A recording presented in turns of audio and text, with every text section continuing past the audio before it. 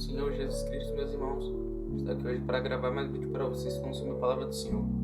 E bem, hoje eu venho aqui a vocês falar sobre uma passagem bem conhecida, porém pouco falada, e ela está escrita no seu versículo 24 do seu capítulo 12 de Mateus.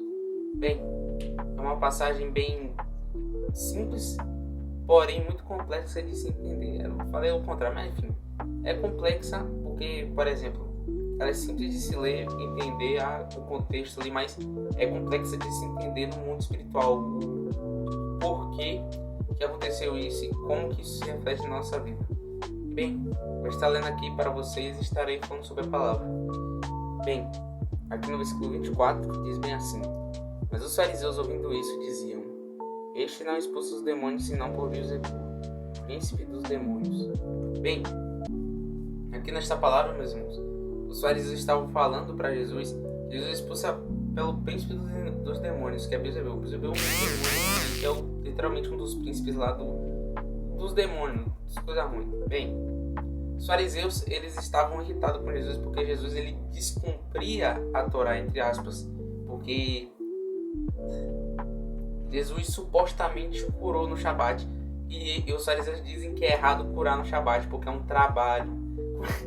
Como é que a cura de alguém, uma pessoa que estava por necessidade, é contra a lei? Qual o sentido? Porque aqui nessa palavra, Jesus ele disse que o sábado ele foi feito para o homem e não o homem feito para o sábado. Qual o sentido de, por exemplo, eu peguei essa Bíblia aqui a Bíblia não, vamos dizer assim, uma máquina.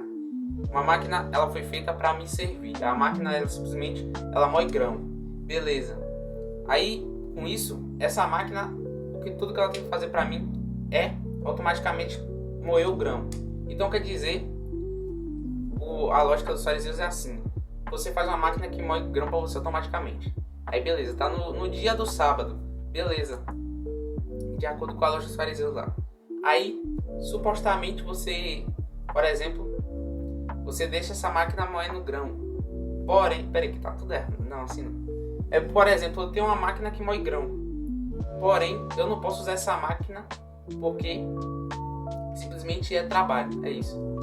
Bem, é difícil de entender, mas a lógica é que simplesmente eles não gostavam de Jesus de maneira alguma e que estavam acusando Jesus de descumprir a Torá.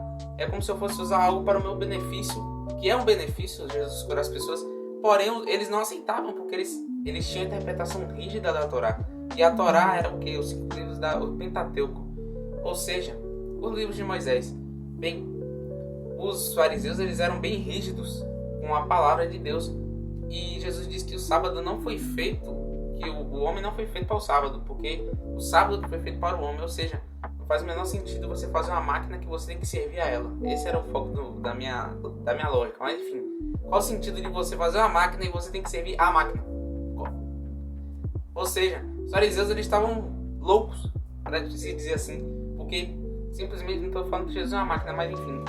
Mas dizer que, por exemplo, hoje em dia temos muitas igrejas que têm interpretações sem criticar nenhuma igreja. Eu respeito a doutrina de todo mundo e a regra de todo mundo, porque eu também sou cristão. Mas algumas igrejas têm umas regras, umas doutrinas muito rígidas, como sei lá, não pode usar tal roupa. Tudo bem que tem umas roupas que realmente escandalizam, mas enfim, esse não é o foco. O foco é que, infelizmente, hoje em dia, muitas pessoas interpretam a Bíblia de maneira errada e de maneira muito rígida. Por exemplo, a Bíblia diz: não, por exemplo, vamos dizer assim, não adulterais.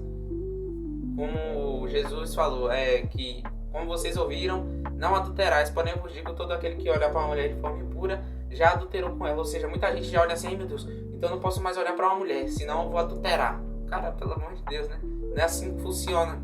Se você olha de forma impura, é como você vê aquela pessoa. Não é tipo, por exemplo, bate o olho numa minha irmã, pronto, adulterei. Não é assim que funciona. É simplesmente o seu querer, você decidir isso, você querer isso. Ou seja, porque, por exemplo, por que Jesus ele falou de uma forma tão direta assim? Porque Davi, ele só de ele olhar para Batseba, ele já começou o pecado ali, já começou e já cometeu adultério. Ou seja, só de você olhar você já quer cometer. Porque o pecado ele não começa escandalosamente já na ação, ele começa nos pensamentos, lá no interior do coração. Ou seja, meus irmãos, nós temos que simplesmente levar cativo todo pensamento a Cristo, como Paulo disse. Ou seja, meus irmãos, nós temos que ter uma boa interpretação da Bíblia. Como temos essa boa interpretação da Bíblia? É pedindo sabedoria a Deus. Ou seja, como é que eu peço sabedoria a Deus? Só pedindo, literalmente. Peça a Deus sabedoria. Bem, pedir sabedoria a Deus não significa, meu Deus, me dá sabedoria, me dá sabedoria sobre como. Não, peça a Deus, Deus me dá sabedoria para eu fazer a tua vontade. Pronto. E para ler a tua palavra. Pronto, Deus, o Espírito Santo vai te derramar discernimento e você vai saber ler de maneira correta, porque o Espírito Santo vai estar te direcionando a ler a palavra. A leitura até vai parecer mais leve, porque simplesmente é Deus quem está te conduzindo, não é você chega aqui num livro aleatório, bom, vou ler isso aqui agora. Não, não é assim, é simplesmente com uma direção. E quando nós fazemos as coisas com direções, não tem onde errar, porque a direção vem de Deus, ou seja, que chance de erro você tem com Deus? Deus todo maravilhoso, que sabe de todas as coisas, sempre aponta para o correto. E bem, aqui, como os fariseus diziam que Jesus expulsava pelo príncipe dos demônios. Infelizmente isso é uma realidade. Hoje em dia muitas pessoas acusam os cristãos de usar feitiçaria, não sei o que lá, mágica. E bem, os fariseus, eles representam o quê? As pessoas que interpretam a Bíblia de maneira errada e de maneira rígida. Que a Bíblia, simplesmente Deus deu 603 leis para o povo, não para acusar eles, mas para mostrar como um espelho. Por exemplo, você vai para o espelho ou para uma balança na academia. Por exemplo, você vai se pesar. Vamos dizer, ali tem um peso muito alto e você não gostou. É tipo isso, você olha para ali, nossa, não gostei. É você olhar porque você está muito, desculpa a ofensa, muito gordo.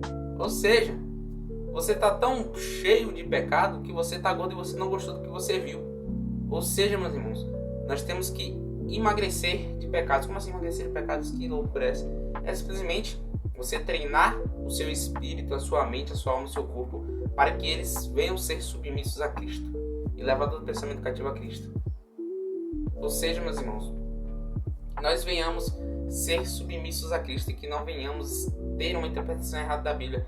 Porque, infelizmente, muita gente quando vai ler a Bíblia, pega assim, já vai ler e lê tudo, tudo errado. E lê tudo arrastado. Aí vai lá e diz, nossa, li já a Bíblia.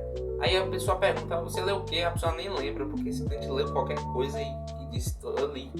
Meus irmãos, ler a Bíblia é você investigar. Como assim investigar se está tudo já escrito? Investigar, você buscar como isso reflete na minha vida, por que isso foi escrito, como que isso se reflete na nossa vida hoje. É simplesmente isso. A palavra de Deus, ela é literalmente o manual da vida. É isso. Como saber viver. Esse é a Bíblia. É simplesmente isso. Deus ele nos deu um livro tão poderoso que tem tudo, todas as informações do mundo e a gente nem sabe usar. Porém, meus irmãos, quando forem ler a Bíblia, não leiam de forma que, não, que chato ler a Bíblia, não. Leiam assim, por exemplo. Ninguém vai começar o primeiro dia lendo a Bíblia já com vontade, porque vontade passa, pelo amor de Deus. Sentimento, emoção, alegria, tudo passa. Tristeza passa, vontade passa também, porque a gente é humano. A única coisa que não passa é a vontade de Deus, é a palavra de Deus, e acabou.